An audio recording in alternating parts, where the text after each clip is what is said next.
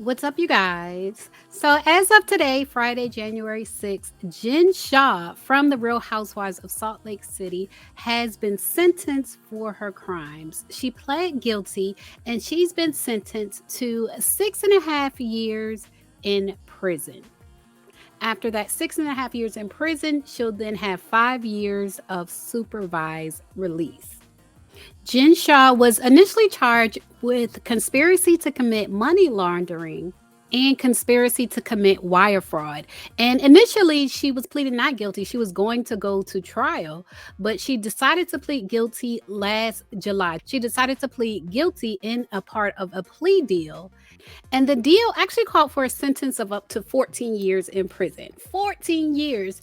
And basically, what they did was give her half that 6.5 years in prison and then 5 years supervised release.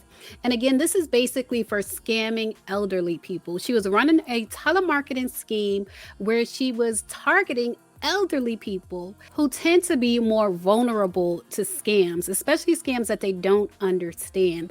And basically, her role in the scam was to create what she would call lead lists, which is a common term. Lead list is a common term for people who are doing sales, but her leads, from what they say, were mostly elderly, vulnerable people who were open to being scammed.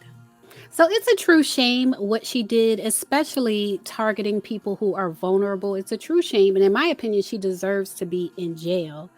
And TMZ reports that she actually got emotional in court when they gave her sentence. They say she showed up to court in cheetah print. She showed up in a cheetah print outfit and started crying when they told her that she was being sentenced to 6.5 years behind bars.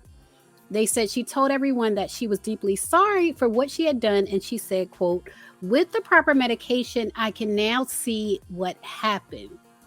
Now, I don't know her medical history or what type of medication she was on before that would make her scam people.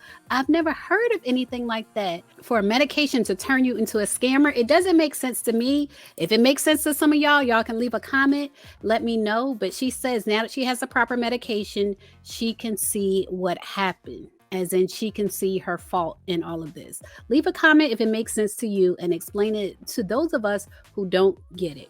In any case, Jen Shah has been sentenced to 6.5 years behind bars and 5 years supervised release. So leave a comment and let me know if you think that sentence is fair. Is it too much? Is it too much of a sentence? Or is it not enough? Leave a comment and let me know what you think. As always, thanks for watching. Layla, Layla.